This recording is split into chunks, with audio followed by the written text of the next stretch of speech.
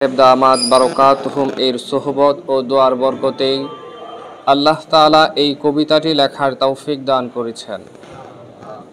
কবিতার নাম রুহের ডাক্তার।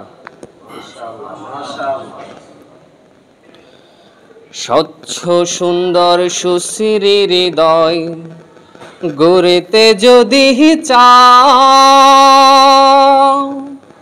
স্বচ্ছ সুন্দর সুশ্রী হৃদয় গড়িতে যদি চাও, রুহের ডাক্তার খাঁটি আল্লাহওয়ালাকে বানাও।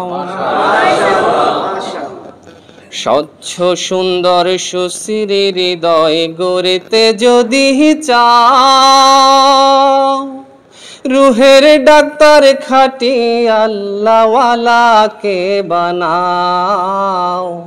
রুহের ডাক্তার খাঁটি আল্লাহওয়ালাকে বানাও।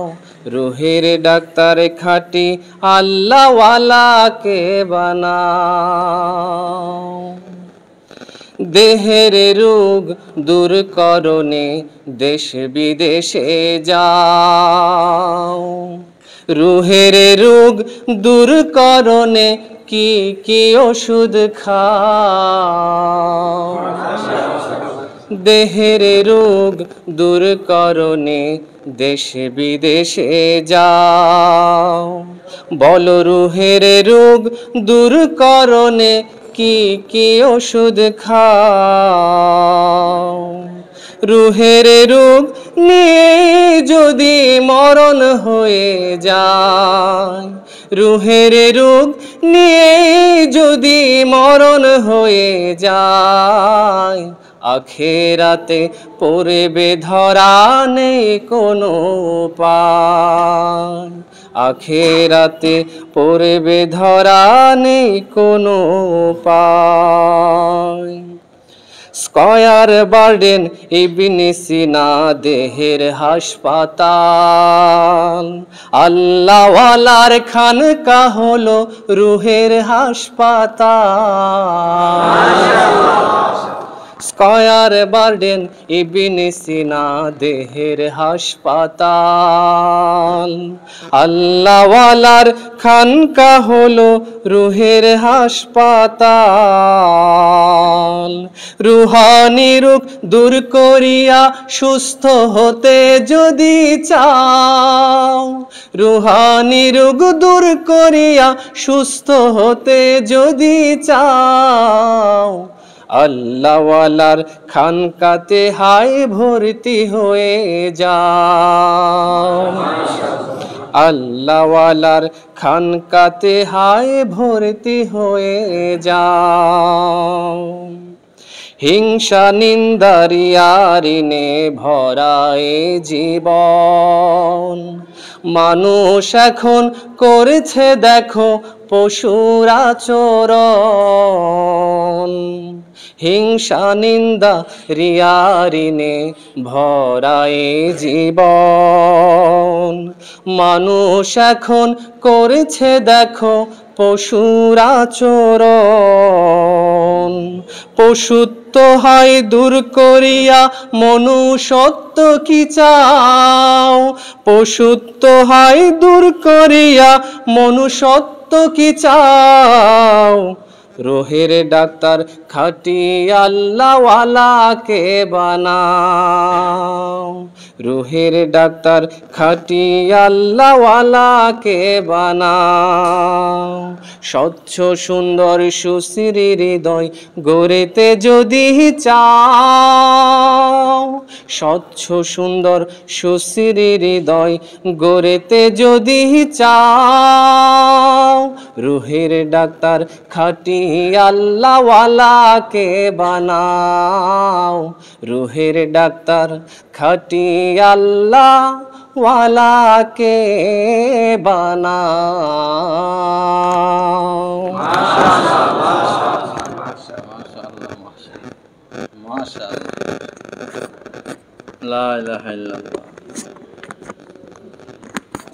ডাক্তাররাও যখন অসুস্থ হয় বড় ডাক্তারের কাছে যায়, এটাই নিয়ম। নিজে বড় ডাক্তার, অসুখ বেশি, পরে নিজে যাই হাসপাতালে ভর্তি হয়। তো দেহে রোগ তো আছে, কিন্তু দেহের রোগটা সীমিত। দেহের রোগ সীমিত। অন্তরের রোগ এটা মানে অনেক ব্যাপক, শাখা প্রশাখা, এবং এটার এই চিকিৎসাও মোটামুটি জটিল। কিন্তু দেহের রোগের চিকিৎসা ব্যয়বহুল, আর অন্তরের রোগের চিকিৎসা কোনো ব্যয় নাই, কোনো ব্যয় নাই, শুধু নির্দেশনা মানা, এতটুকু, নির্দেশনা মানা। যেমন কারোর প্রতি হিংসা হয়, তো এটা চিকিৎসা হলো তার জন্য দোয়া করা, উল্টা কাম। তার প্রতি হিংসা হয়, সে মরে যাক, তার ব্যবসা লস হোক, সে ধ্বংস হোক, এরকম হিংসা লাগে। এখন উল্টা দোয়া করতে হবে, আল্লাহ ব্যবসা আরো বাড়াইয়া দেন, হায়াত বাড়াইয়া দেন, সুনাম বাড়াইয়া দেন, সুখ্যাতি বাড়াইয়া দেন। কষ্ট, চিকিৎসাটা কষ্ট, কিন্তু খরচ নাই। দেহের রোগের পিছে লক্ষ লক্ষ লক্ষ লক্ষ টাকা মানুষ ব্যয় করে। আখের একটা রোগের জন্য ওষুধ খায়, ওষুধ তো ক্ষতিকর, পরে এই ওষুধে আরো 10টা রোগ বানাইয়া দেয়। একটা রোগের চিকিৎসার জন্য সিঙ্গাপুর গেল, ইন্ডিয়া গেল, সেটা ভালো হয়েছে, কিন্তু নিয়ে আইছে সাথে আরো কয়টা, 10টা। কত ওষুধ খাবেন? সুন্দর চিকিৎসা ইসলাম দিয়ে দিছে। সপ্তাহে 2টা রোজা, খানা 3 ভাগের 1 ভাগ, চাহিদা যতটুকু খাইতে হবে 3 ভাগের 1 ভাগ, মাসে 3টা রোজা, বছরে 1 মাস রোজা, এবং এই খাওয়ার পরে পানি না খাওয়া, খায়া শুকরিয়া আদায় করা, ভালো জিনিস খাওয়া, হালাল খাওয়া, একটু চলাফেরা করা, ভোরে ঘুম থেকে উঠা, আগে আগে ঘুমায় যাওয়া, সব চিকিৎসা তো এটাই তো আসল চিকিৎসা। বিদেশে ভালো ডাক্তারদের কাছে গেলে তারা ওষুধ দেয় না, নিয়ম দিয়ে দেয় শুধু।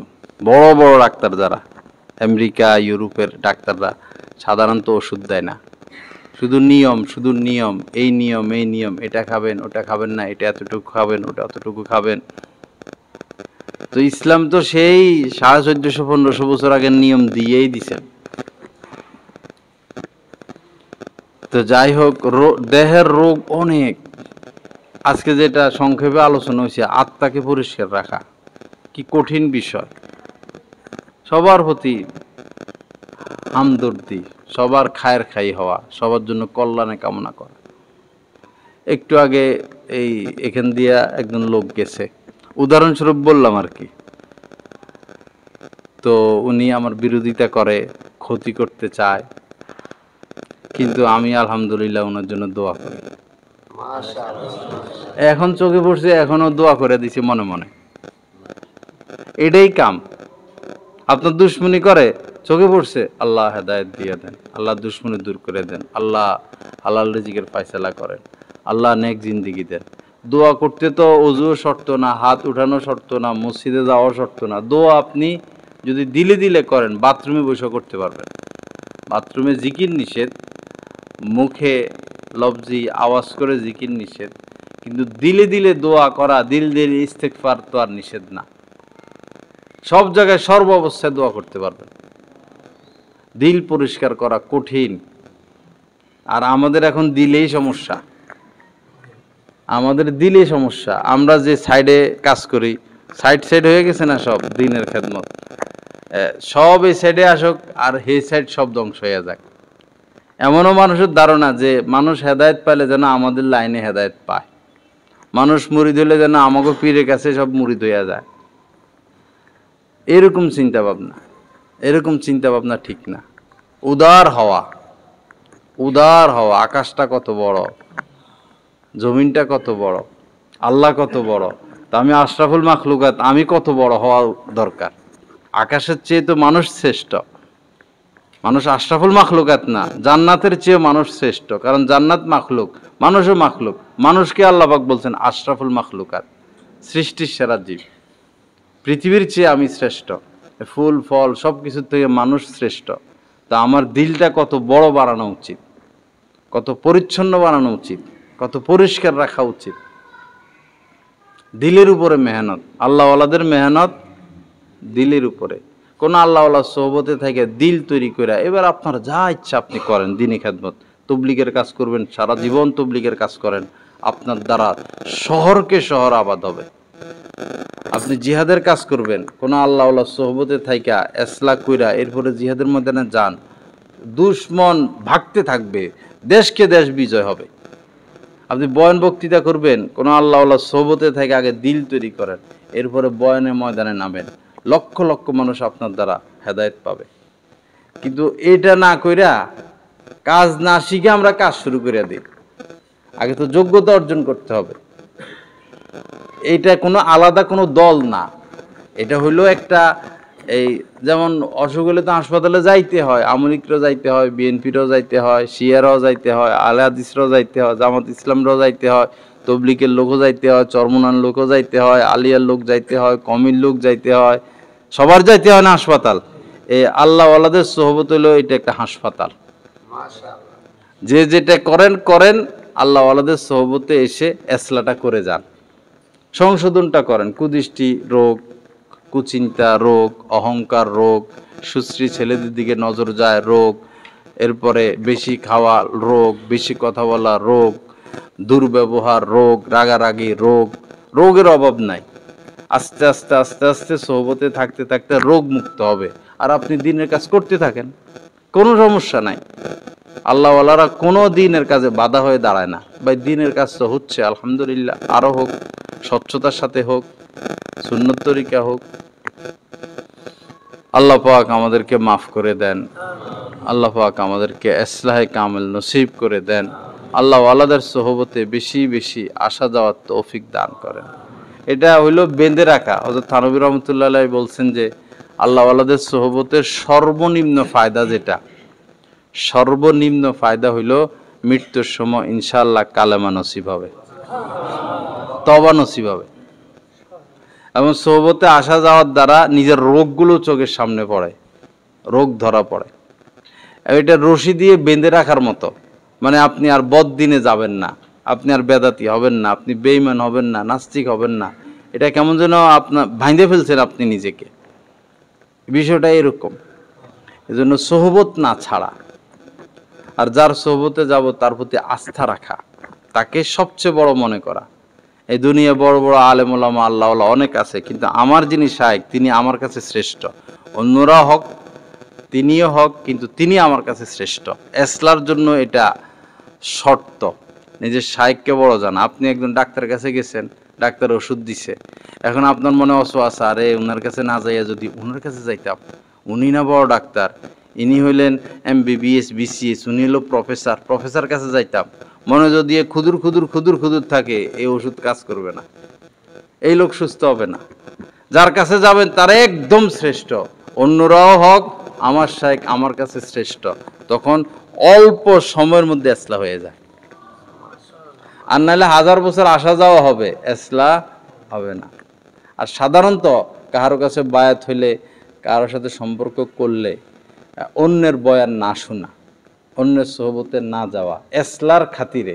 হ্যাঁ, যখন তাআল্লুক মা আল্লাহ কায়েম হয়ে যাবে, আপনার এসলা হয়ে যাবে, আপনার চোখ খুলে যাবে, অন্তর চক্ষু খুলে যাবে, রুহের চক্ষু খুলে যাবে, আল্লাহকে আপনি পেয়ে যাবেন, আল্লাহর সাথে সম্পর্ক হয়ে যাবে, জ্ঞান বুদ্ধি হবে, তখন অন্যের কাছে যাইতে আর বাধা নাই, তখন আর বাধা নাই। কারণ তখন তো আপনি বুঝে গেছেন সব, আপনারা কেউ আর ধোঁকা দিতে পারবে না। আল্লাহ পাক সহি বুঝ দান করেন, আল্লাহ পাক আমাদেরকে পূর্ণ ইসলাম নসিব করে দেন। সুবহান রাব্বিকা রব্বিল ইজ্জাতি আম্মা ইয়াসিফুন ওয়া সালামুন আলাল মুরসালিন আলহামদুলিল্লাহি রাব্বিল আলামিন। সবার নাস্তার দাওয়াত।